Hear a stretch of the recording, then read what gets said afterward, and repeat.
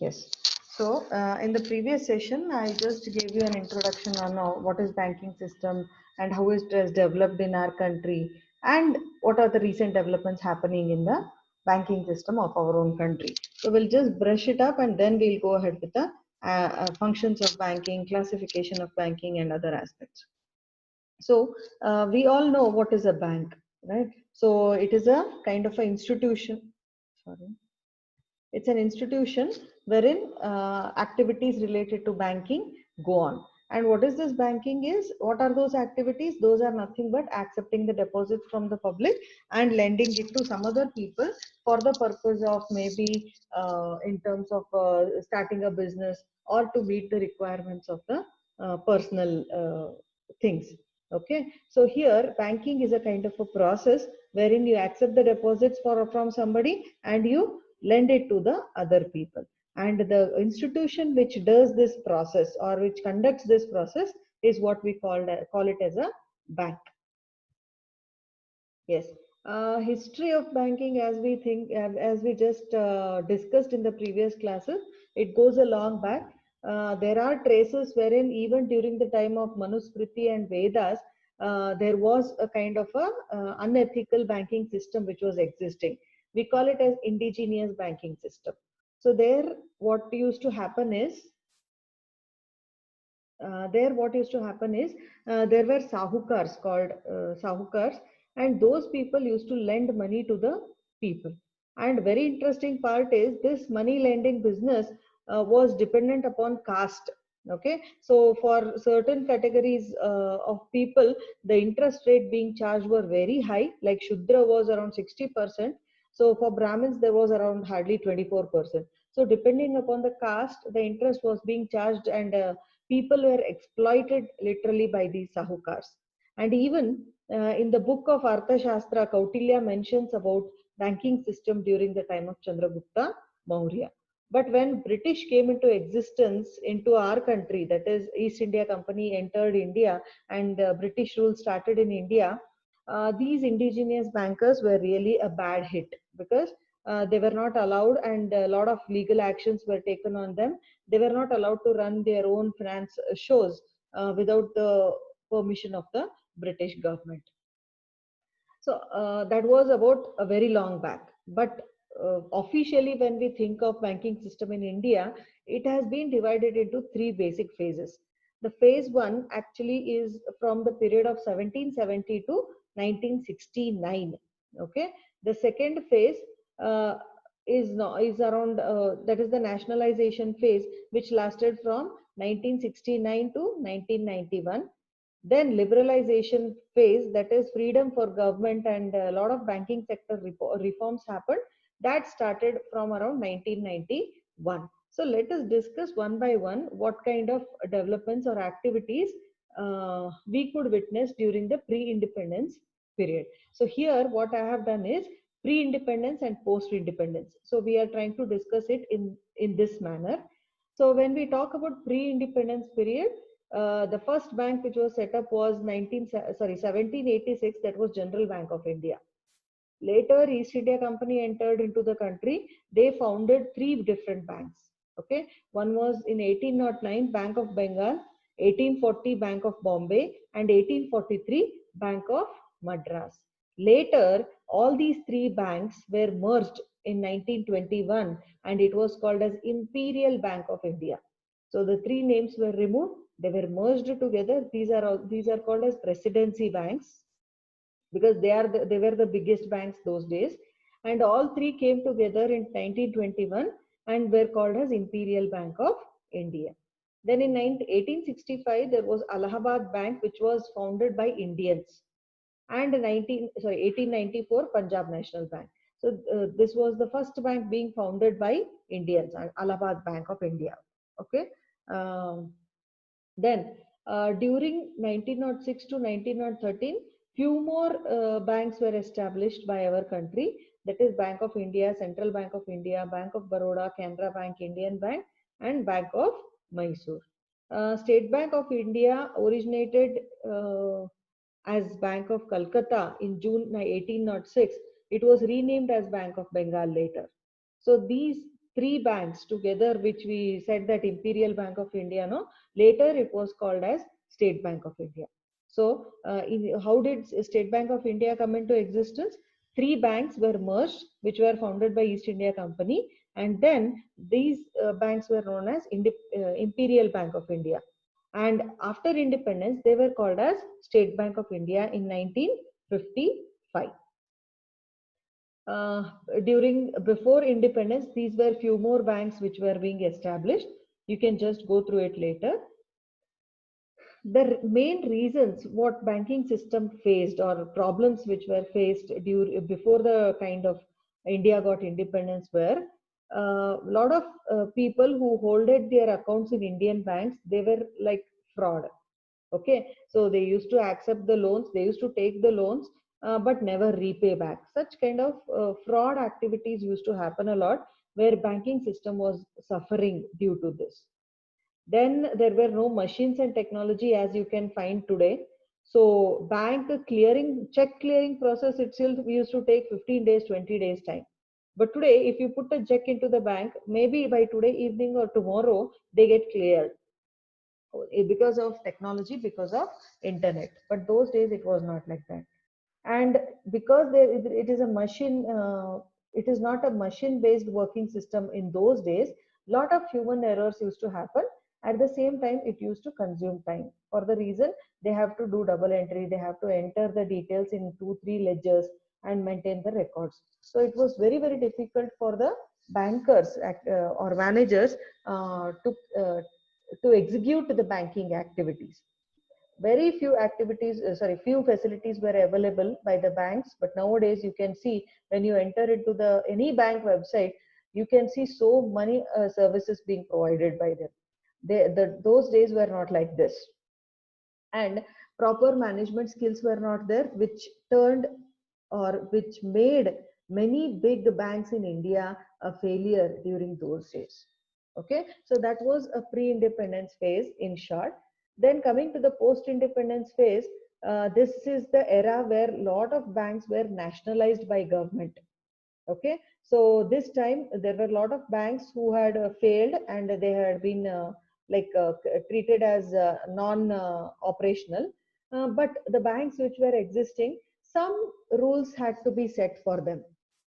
Some what I can say, some regulations had to be set for them, so that they don't exploit the people also. So there is where Reserve Bank of India Act and Banking Regulation Act both came into picture. So these two are the governing bodies for these banks. They every single way of bank being operating, they have the guidelines have been given to them from these two acts.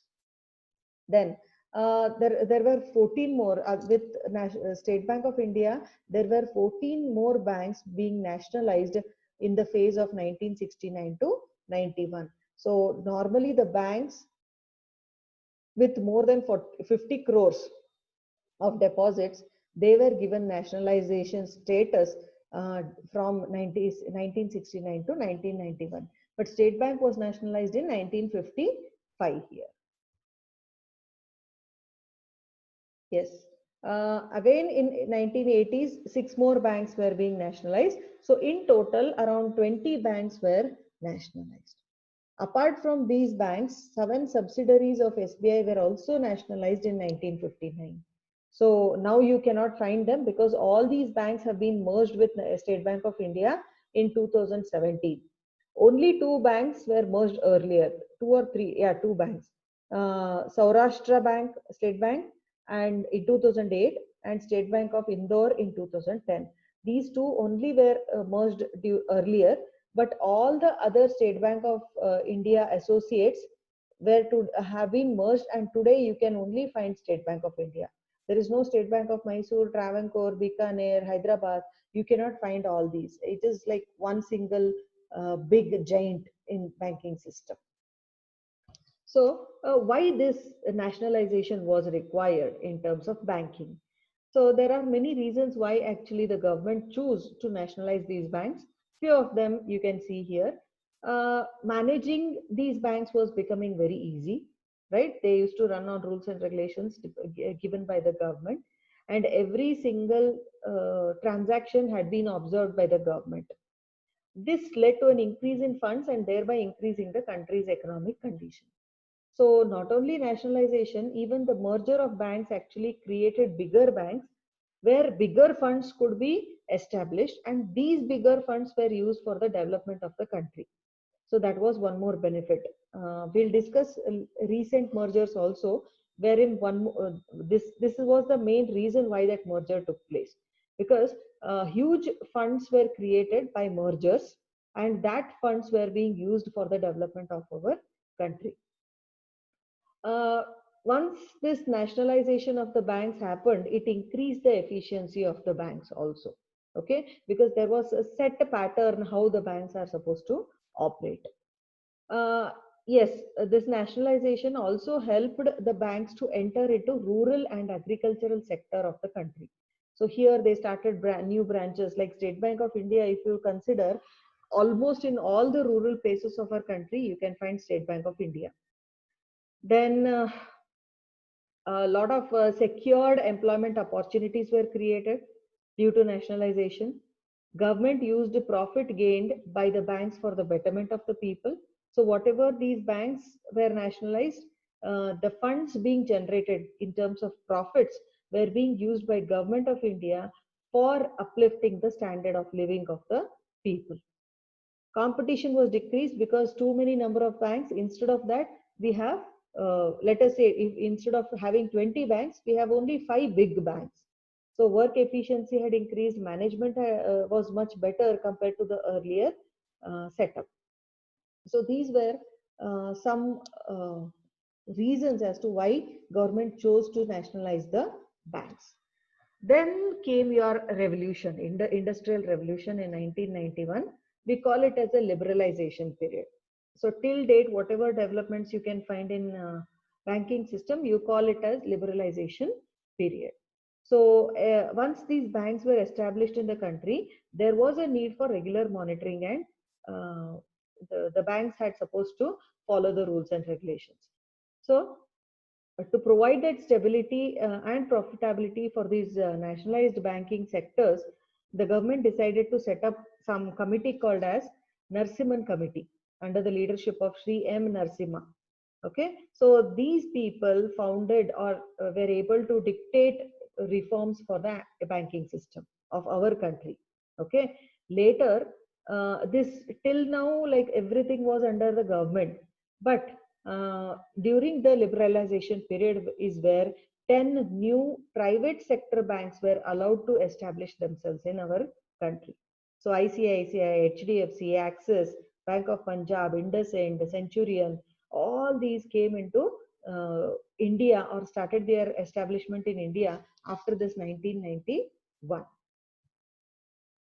So that was the kind of liberalization period wherein changes you could expect. Then certain measures were taken by the government of our country. That is, they set up branches of various foreign banks also in our country.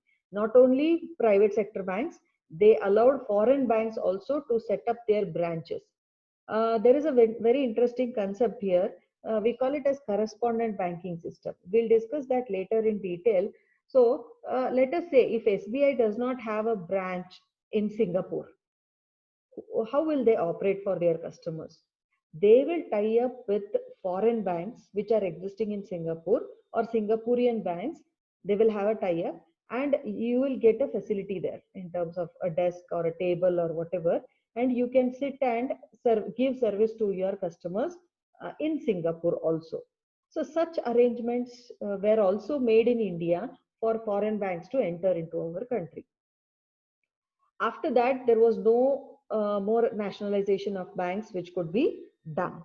Then the Narsimhan committee also advised the same, that now no more nationalization was supposed to be done.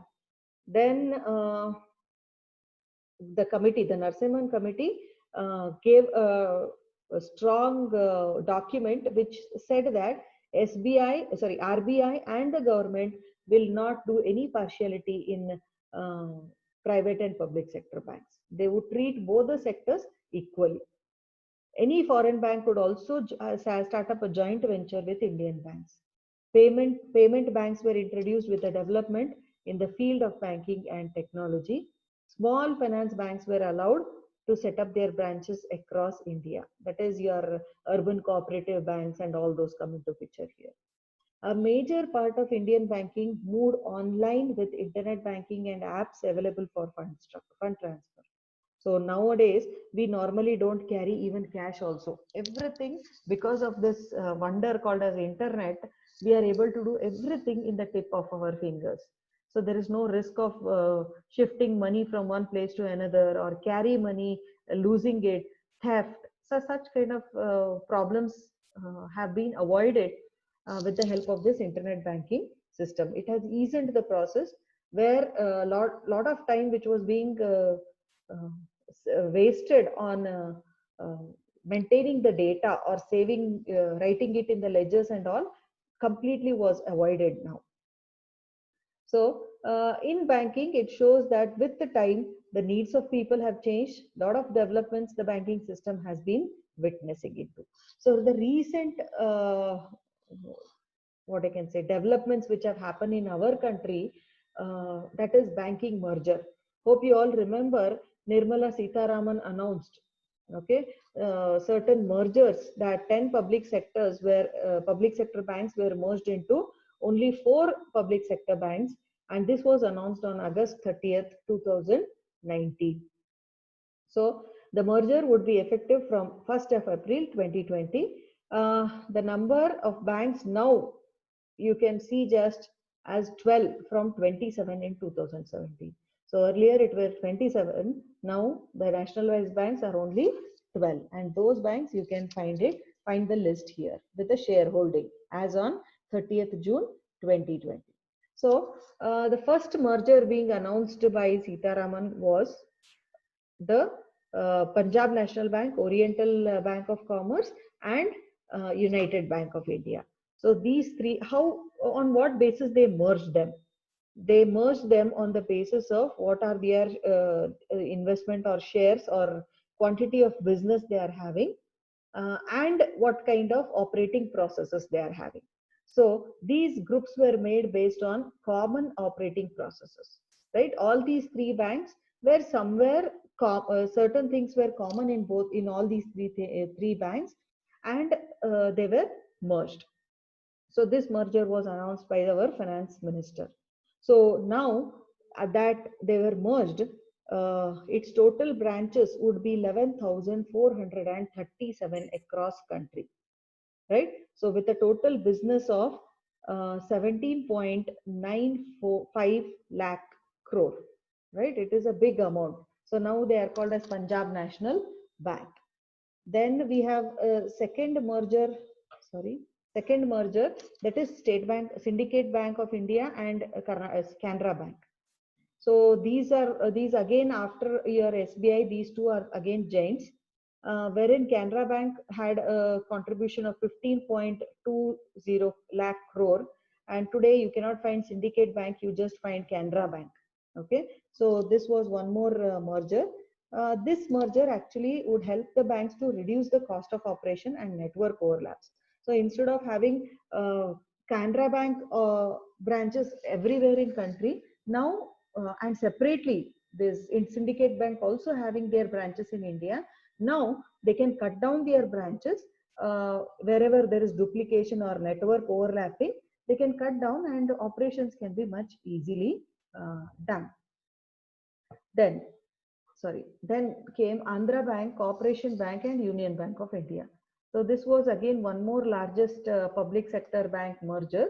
So this would help the banks to increase their business from 2 to 4.5 times. So that was a huge benefit for the banking system, especially those two banks. Then we have Allahabad Bank and Indian Bank merger. So that with a worth of 8.08 lakh crore rupees. Okay. Then these are the major 4 mergers which were announced by Finance Minister Nirmala Sitharaman. So I will be showing you a video of her announcement and her press meet on these mergers, okay, in the coming classes, so that you can get more information on the mergers.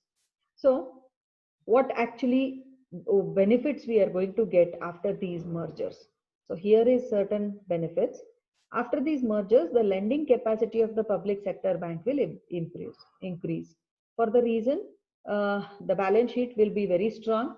The money, when two banks come together, the money is going to be huge, and the lending capacity of the banks will also increase. So instead of giving petty loans, they can start lending for big business organizations where they can even generate good profits out of that. Because bigger projects and all, sometimes one bank may not be able to fulfill the requirements. So there, huge amount is required by the business people. So there, this merger is going to be beneficial. These big banks would also be able to compete globally and increase the operational efficiency by reducing the cost of lending.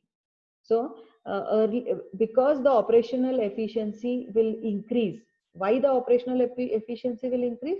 Because duplication of tasks will not happen. Okay, so instead of having a syndicate bank as well as a Canara Bank branch in a village, you will have only one branch. So by having that one branch, obviously your operational efficiency will increase. Then you will be saving money as well as time and resources of investment. So by doing this, what is happening? You will get money at a very cheaper, you are saving money, and the same money can be lent out to the people at a very reduced interest rate.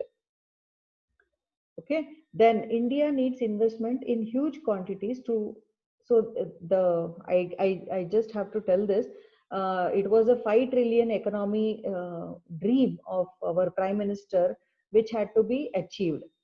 And for achieving this, lot of big projects had to come up in our country. And if those big projects come up in our country, funding had to be done. And when funding was needed, the single bank or small banks could not fulfill the requirements. So this merger will help these big projects by generating huge quantities of money. Okay, then the merger would help in better management of banking capital. So this we all know. Okay, so these were certain things which were discussed in the previous sessions. So any doubts on this? No, ma'am. Okay. Did I discuss financial markets in the previous session, financial system? No, ma'am. Okay, fine. So, this primary market, secondary market, all that information I have not discussed in the class?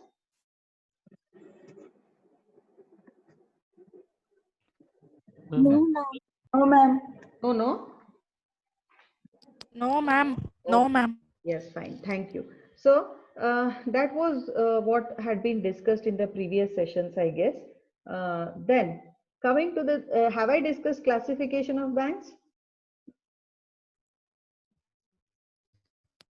No, ma'am. Okay, fine. So coming to the classification of banks, you have to remember this picture. Okay, so this is like 7 marks or 10 marks, 100% question in your question paper. So explain the classification or structure of banking system in our country. Okay, so this picture itself will give you the whole banking system overview of our country. So you can see here, this banking system, just a minute.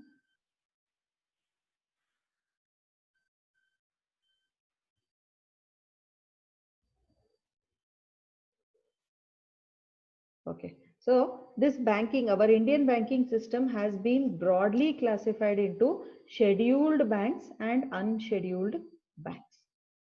Unscheduled banks, I will tell you what they are. These are indigenous bankers. They have not registered anywhere, but they run finance business. Okay, so these are private finance business holders wherein the market is so huge, people take money on high interest rates and they literally suffer later to give back that money. So due to that, sahukars used to exploit the people, no? In the same way, these unscheduled banks will operate. So we are not least bothered about these aspects today. So we are more interested in scheduled banks. So what are these scheduled banks? These scheduled banks are classified into two major categories, that is commercial banks and cooperative banks. So this is where our formal banking system exists. So under these commercial banks, we have your SBI and its associates, now what we call it as merged, other nationalized banks, foreign banks, private sector banks, regional rural banks, we call it as RRBs. Then other than that, there are certain more scheduled commercial banks in our country. So public sector and private sector and foreign banks. These are the three categories of commercial banking system in our country under scheduled commercial bank category. The same when we talk about cooperative banks, we have urban cooperative banks and rural cooperative banks here, right?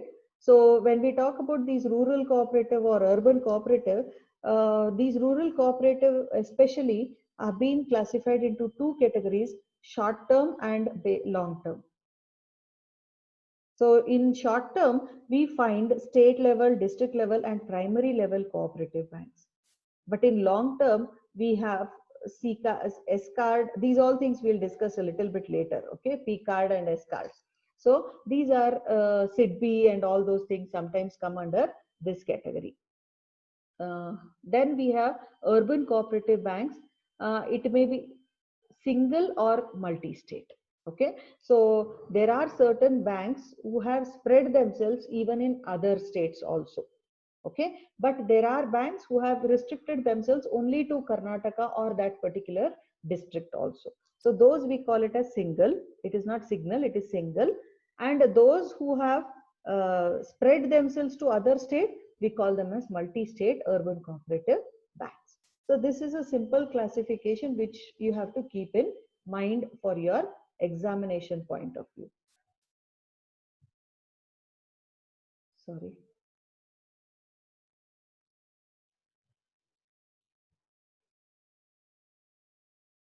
Yes, so that was the classification of banks. I'll be giving examples for all the classifications a little bit later. Then we have varieties of banking activities being conducted. So these are called as types of banking activities. So nowadays, whatever banks you can find, almost all the banks are giving these facilities.